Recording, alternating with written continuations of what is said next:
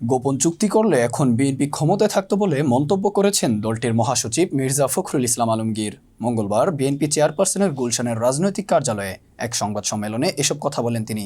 যারা এখন ভারত বিরোধিতা করছে তারা নিজেরাই ভারতের কাছে বিক্রি হওয়া। প্রধানমন্ত্রীর এমন বক্তব্য প্রসঙ্গে জানতে চাইলে মির্জা ফখরুল বলেন, আমরা কিভাবে বিক্রি হলাম তার প্রমাণ কি? আরে বিক্রি হলে তো আমরা সরকারে থাকতাম। তিনি বলেন, বৈঠক সব দেশের সঙ্গেই করতে পারি, গোপনে বৈঠক করব কেন? ওপেনলি বৈঠক করি আমরা। আরেক প্রশ্নের জবাবে মির্জা ফখরুল বলেন, দরজা জানালা সবসময় খোলা থাকবে। কন্টিটিভিটি আমার দেশের স্বার্থে হবে, নিজ দেশের স্বার্থকে বিসর্জন দিয়ে হবে না। তিস্তার পানিকে বাদ দিয়ে কোনো চুক্তি হবে না। সরকার পানি বিষয়ে কিছু করছে না, সীমান্ত হত্যা নিয়েই কিছুই বলছে না। বিএনপির সৃষ্টি হয়েছে দেশের সার্বভৌমত্ব রক্ষার স্বার্থে।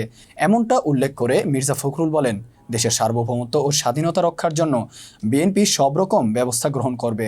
প্রধানমন্ত্রী শেখ হাসিনার ভারত সফর হওয়া চুক্তিগুলো নিয়ে আগামী 28 জুন বিস্তারিত তুলে ধরে বিএনপি সংবাদ সম্মেলন করবে বলে জানান মির্জা ফখরুল। তিনি বলেন, এরপর এই চুক্তিগুলো নিয়ে কোনো কর্মসূচি গ্রহণ করলে আপনারা তা জানতে পারবেন।